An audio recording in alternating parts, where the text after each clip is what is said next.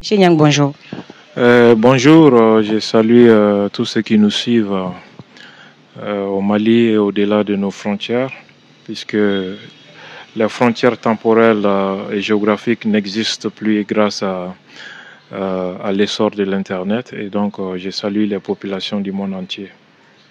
D'accord, merci bien. Et alors, le président Alassane Ouattara est candidat pour un 4e mandat qu'il justifie par des préoccupations d'ordre sécuritaire et monétaire. Cet argument n'est-il valable? Oui, peut-être vérité en deçà du Pyrénées et peut-être mensonge au-delà. Je partage la préoccupation et les vœux du président Ouattara pour la sécurité, la prospérité et le développement de la Côte d'Ivoire.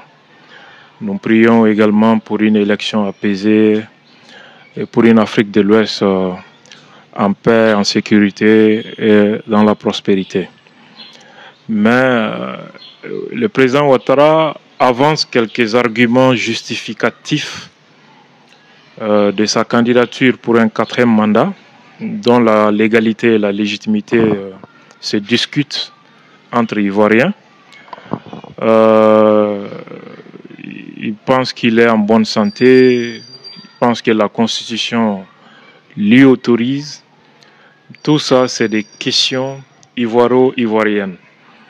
Mais il y a les arguments majeurs qui concernent des citoyens au-delà des frontières de la Côte d'Ivoire, parce que les deux justificatifs majeurs de cette candidature sont d'ordre géopolitique. Il est candidat parce que la menace terroriste grandit dans la sous-région. Il est candidat parce que il y a des questions monétaires sur la table. Ça nous concerne. Dans l'espace UEMOA, il est question, les populations contestent de plus en plus le franc CFA. Donc, le changement de cette monnaie est désormais acté par tout le monde, y compris par la France. Mais pour la France, soutenue par Macky Sall à l'époque et Ouattara, il faut aller vers l'éco, qui n'est autre chose qu'une substitution du franc CFA par le franc CFA sous un masque trompeur d'éco, alors que rien ne change fondamentalement. Et pour les souverainistes, c'est-à-dire les pays de l'Alliance des États du Sahel, c'est clair qu'il faut aller vers une souveraineté monétaire. Ça veut dire que la candidature de Ouattara fait pièce à cette volonté de souveraineté monétaire affichée par ses voisins souverainistes et donc une confrontation directe. Maintenant, qu'en est-il de l'argument sécuritaire avancé par M. Ouattara? La Côte d'Ivoire n'est pas le théâtre d'attaques terroristes majeures, en tout cas dans ces dernières années. Alors, ça veut dire que l'argument sécuritaire avancé par le président Ouattara, c'est-à-dire que le Mali est attaqué, le Mali, le Burkina, le Niger sont des théâtres majeurs d'actions terroristes. Contrairement à la Côte d'Ivoire, qui n'est pas un théâtre majeur, pour ne pas dire pas du tout pour l'instant un théâtre d'actions terroristes. Ça veut dire que l'argument sécuritaire avancé par le président Ouattara est discutable. Nous pouvons en déduire que, en tout cas, potentiellement, il y a une instrumentalisation de la peur. C'est-à-dire faire croire aux populations ivoiriennes qu'une menace existentielle pointe à l'horizon et que Ouattara, vu son expérience, est l'homme qu'il faut pour protéger la Côte d'Ivoire, pour protéger les Ivoiriens. En communication, il y a une théorie qui explique cela qu'on appelle la théorie de l'appel à la peur. Faire croire aux gens qu'une menace pointe à l'horizon, et voici la solution à cela. Et donc, ça provoque une ruée vers la solution proposée. Il y a également la présence des forces internationales sur le territoire ivoirien qui sont hostiles aux États du Sahel. Les voisins de la Côte d'Ivoire, le Mali, le Burkina et le Niger ont tous chassé les Américains et les Français qui sont aujourd'hui accueillis par le président Ouattara. L'AES affiche une souveraineté militaire, politique, diplomatique et même monétaire. Et les obstacles à ce projet souverainiste, c'est les Français et les Américains qui sont accueillis par la Côte d'Ivoire. Donc on a l'impression que la Côte d'Ivoire patauge dans une incohérence géopolitique majeure, dans une logique de confrontation aussi avec ses voisins. D'accord, mais qu'en est-il les enjeux constitutionnels et légitimité du quatrième mandat? On parle du quatrième mandat alors que le troisième mandat même est problématique. Parce que en 2020, pendant ça, il y a eu beaucoup de controverses autour de sa réélection au troisième mandat, chose qui a d'abord été perçue comme une entorse à l'alternance démocratique. S'il n'y a pas d'alternance démocratique, ça veut dire qu'il n'y a pas de démocratie du tout. Ça veut dire que c'est une forme de monarchie, soit absolue, soit constitutionnelle. Je rappelle que dans l'histoire politique de la Côte d'Ivoire, il n'y a jamais eu une passation de pouvoir. Houphouët est mort au pouvoir, d'autres ont été tués, d'autres ont été renversés. Il n'y a jamais eu de passation pacifique du pouvoir. Il y en a aussi qui pensent qu'on assiste à une présidence à vie de Ouattara. Et ça aussi, c'est une violation de la démocratie, une dérive de la démocratie au pouvoir personnel, la monarchie absolue. Alors, cela, quand même, fait penser que Ouattara procède aujourd'hui, parce qu'un mandat, deux mandats, alors que la Constitution ne prévoit que 2 mandats, on est déjà au 4e. Ça veut dire qu'il y a une volonté de verrouiller le pouvoir. L'argument constitutionnel est écarté parce que forcément le débat doit être concentré sur la constitutionnalité de cette candidature. Mais en avançant, en mettant en avant l'argument sécuritaire, c'est comme une tentative de remplacer l'argument constitutionnel, la légalité de ce mandat, par un argument sécuritaire qui est d'ailleurs très douté. Alors, est-ce que les Ivoiriens vont accepter ou pas? Ça, c'est aussi une question ivoirienne. Mais ce qu'il faut noter quand même est une dérive des captations institutionnelles. Si ce n'est pas partagé par une bonne partie de l'opinion, ça peut provoquer des tensions sociales. Et si on ne fait pas attention, les mêmes causes risqueront de produire les mêmes effets, avec même un conflit interne. Pourquoi pas une guerre civile, que Dieu nous en préserve. Que Dieu nous en préserve. Le président Ado a dit, M. Nyang, je cite, « Le devoir peut parfois transcender la parole donnée de bonne foi. » Fin de citation. Que faut-il en tirer comme enseignement pour les populations de l'AES? Il a totalement raison ici.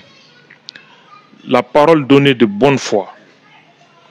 Il y a lieu de noter ici la bonne foi. Un président ou un régime peut donner une parole, une promesse de bonne foi. Mais les réalités du pouvoir, les réalités de la gestion des affaires publiques peuvent imposer d'autres impératifs. Et donc, que vaut la meilleure question, que vaut la parole d'un président face aux défis existentiels pour le pays, face aux impératifs de souveraineté, face aux menaces existentielles qui planent sur le pays? Donc, un président qui priorise sa parole donnée au détriment de son devoir de protéger son pays est un traître à la nation.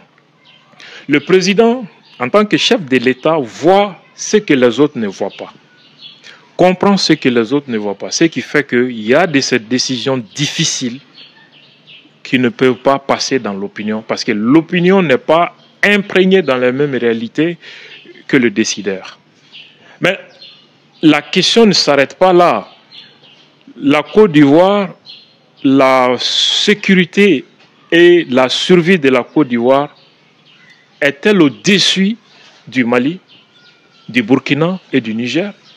Je me rappelle qu'Alassane a imposé des sanctions inhumaines au Mali et au Niger sous prétexte que ces pays n'ont pas honoré leurs engagements vis-à-vis de la CEDEAO.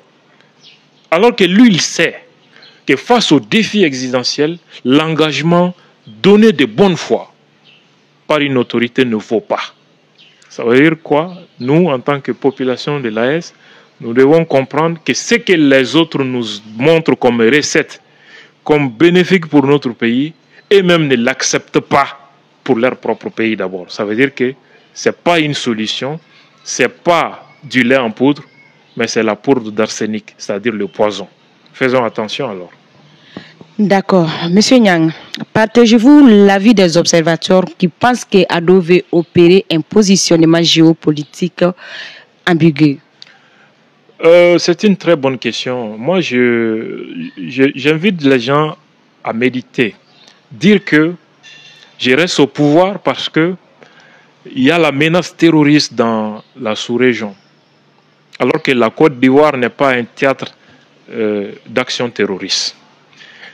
Ça rejoint un peu ce que le chef d'état-major français qui a été radié récemment avait avancé, Thierry Birkar, quand il disait que la France est en Afrique parce qu'il y a la menace russe. Parce qu'ils ont été chassés des pays concernés, en tout cas impactés par le terrorisme directement. Et ils s'installent aujourd'hui dans un pays où il n'y a pas de conflit, où il n'y a pas de défi du terrorisme. Je pense qu'au début de l'allocution du président Ouattara, il s'en glorifie d'ailleurs que la Côte d'Ivoire est en sécurité, en paix, etc. Alors, comment justifier la présence des milliers de soldats étrangers sur son territoire? Il faut vendre l'opinion, l'argument sécuritaire. Donc, le fait de le dire, mon pays est menacé par la menace terroriste qui grandit dans la sous-région, il s'aligne, en tout cas, ça c'est quand même très clair, et le président Ouattara s'aligne directement sur la posture pro-occidentale. Si l'AES est accusé d'être pro-russe, est-ce qu'on peut accuser la Côte d'Ivoire aussi d'être pro-occidentale? Or, cette ligne est directement opposée dans une logique de rivalité et d'hostilité vis-à-vis de ses voisins, pays de l'AES. Donc, c'est une façon de justifier la présence de milliers de soldats français et américains sur son territoire, et il rejoint cette posture pro-occidentale. Le deuxième élément, le fait d'accueillir des forces hostiles, en tout cas au régime militaire du Mali, du Burkina et du Niger, qui ont déjà rompu avec la France et les Américains, qui contestent le franc CFA, qui clament leur souveraineté sur le plan diplomatique, militaire et même sur le plan monétaire. C'est comme si cela place la Côte d'Ivoire dans une opposition frontale directe avec le projet de souveraineté régionale, d'où des tensions diplomatiques récurrentes entre la Côte d'Ivoire et ses voisins du Sahel aujourd'hui. Mais est-ce qu'il s'agit d'une manœuvre politique ou d'une nécessité de la part du président? C'est une question difficile, à la fois très simple aussi. Mais ce qu'il faut d'abord noter, ça c'est un risque de dérive autoritaire. Parce que dire qu'il y a des menaces exogènes qui frappent la Côte d'Ivoire, il fait peur d'abord à la population et il construit un récit de légitimité pour rester au pouvoir. Rester au pouvoir n'est pas sans conséquence parce qu'il va devoir affronter ses adversaires politiques. Or, lui, il perd en crédibilité et en influence, et même en popularité en Côte d'Ivoire. Alors, comment se maintenir dans un tel contexte? Il faut museler l'opposition, d'où une terreur judiciaire contre les opposants qui sont jetés en prison, la brutalité policière qu'on constate également au niveau de la Côte d'Ivoire. On assiste même à une chasse contre les opposants, même dans les pays étrangers, et même certains citoyens d'autres pays voisins commencent à mourir en détention parce qu'ils sont opposés au régime de Ouattara. Donc il faut d'abord noter cette dérive. Deuxièmement, le fait d'accueillir des puissances étrangères qui ont des visées hostiles aux pays frères et qui sont des voisins d'ailleurs de la Côte d'Ivoire, ça nous amène à nous interroger sur la souveraineté de la Côte d'Ivoire. Parce que forcément, lors de la campagne, cette question sera posée. Que font ces milliers de soldats français et américains en Côte d'Ivoire? Quelle est leur mission? Sur quelle légalité, sur quelle base légale elles sont en Côte d'Ivoire? Ce débat quand même doit être posé. Et ces militaires ne cachent pas leur hostilité aux pays voisins de la Côte d'Ivoire. Leurs officiels l'ont clairement dit qu'il faut utiliser le port et l'aéroport d'Abidjan pour mener des opérations dans la région, c'est-à-dire dans les pays de l'Est, en violation de notre souveraineté. Donc une menace, une velléité d'atteinte à notre sûreté extérieure qui se déroule aujourd'hui en Côte d'Ivoire. La meilleure question, qu'en est-il de la souveraineté de la Côte d'Ivoire avec la présence de ces soldats injustifiés, en tout cas du point de vue de l'observateur sahélien? Qu'en est-il de cette présence? Ou bien, l'hypothèse secondaire qu'il faut poser, est-ce que la Côte d'Ivoire ne serait pas en train de devenir un instrument au service de ces puissances françaises et américaines dans un jeu géopolitique beaucoup plus large? La question mérite d'être posée quand même. Donc je partage effectivement ceux qui ont cette inquiétude. D'accord, M. Nyang, on est à terme de notre interview. Quels sont vos mots de fin? Il faut retenir essentiellement 3 choses de mon intervention. Qu'il n'y a pas d'attaque majeure sur le territoire ivoirien. Ce qui veut dire que l'argument sécuritaire ne tient pas. Deuxièmement, le fait d'accueillir des forces étrangères en conflit d'intérêts avec les pays voisins de la Côte d'Ivoire, qui sont d'ailleurs des souverainistes, cela questionne la neutralité de la Côte d'Ivoire et la souveraineté de la Côte d'Ivoire. Troisième élément, le contexte dans lequel nous sommes, et dans le contexte également du 4e mandat du président Ouattara, indique une stratégie de conservation du pouvoir d'abord.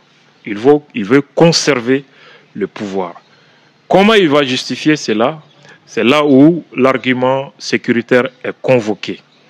Et quand on prend également le climat régional en Afrique de l'Ouest, où la légitimité populaire et même également la souveraineté monétaire sont devenus aujourd'hui des enjeux centraux, il y a lieu de constater que ce 4e mandat a été imposé, et non pas par le choix souverain du peuple, mais par une volonté extra-régionale, et ça constitue également une menace, sinon un défi pour l'Alliance des États du Sahel.